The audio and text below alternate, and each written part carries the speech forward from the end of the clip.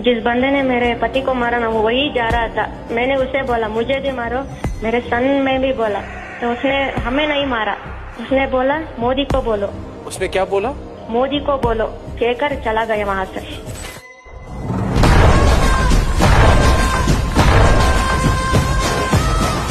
इंतजार लंबा नहीं कर सकता। चुन चुन करके हिसाब लेना ये मेरी फितरत है।